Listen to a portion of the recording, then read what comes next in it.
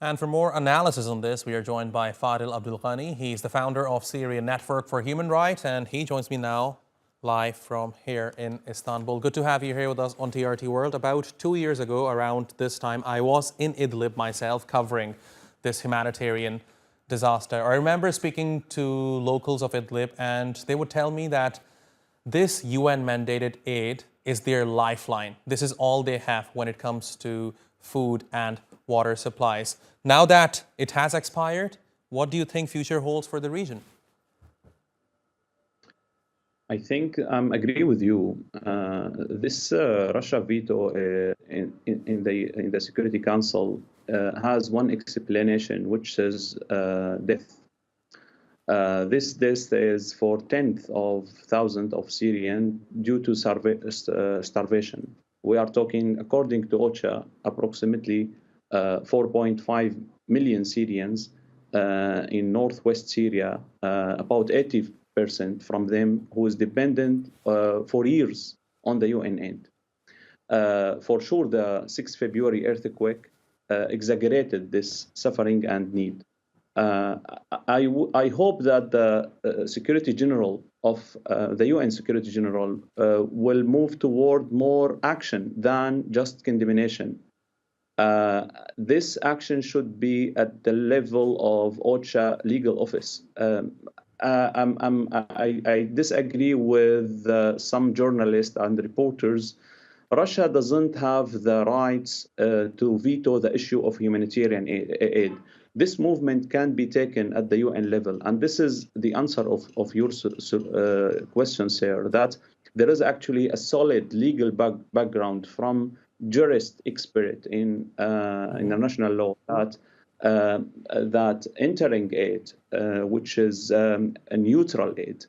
This is the first reason. The second one is that Turkey and the other side, which is the opposition, are agreed to pass this aid. The third one is the necessity, which I talk about. For those three reasons, the entering aid no need a permit from the UN Security Council. That's why the Russia blackmail can be eliminated, actually. This movement can be taken by OCHA legal office, and the UN General Secretary can do more action than condemnation. There is actually for just quickly, we need to bear in our mind and remind ourselves that the Syrian regime and the Russia who's blocking the aid, the main perpetrator of displacing those 4.5 million Syrian, and the regime, and what does the Russia actually aim? Russia want to shift those aids to be entered via regime, not the cross-border. But the regime has long history for 10 years of stealing the UN aid, and which is proven by the UN and by a lot of institutions. So for all of those reasons, we believe Syrian Network for Human Rights that using this veto is arbitrary, and this must be changed. Right. What's the alternative here? Because as I understand, Bab al-Hawa is the only supply route from Turkey into war-torn Idlib. And Idlib is home to some millions of people, including women and children. So if Bab al-Hawa is closed, is there any other way to bring humanitarian aid into Idlib or not?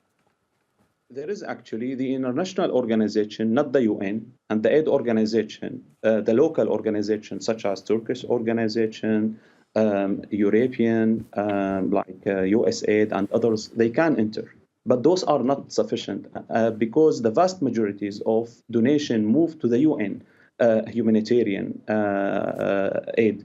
The state must shift some of their donation toward those local Syrian organizations and other also local organizations such as Turkish organization, US and others. Those are allowed to enter, and those are the blocking only targeting the UN, which is, as I mentioned, getting the vast majorities of donation. This donation for years should be shifted because we need to eliminate the blackmailing from Russia. There is work toward that. There is a platform establishment going on, especially after the earthquake, and Russia still blackmailing this. And this is the negotiation actually. If Russia continue this blocking, they accelerate the movement toward this platform and shifting the UN fund toward local organization, which we totally support, and that will avoid us this blackmailing for the long term I'm talking about.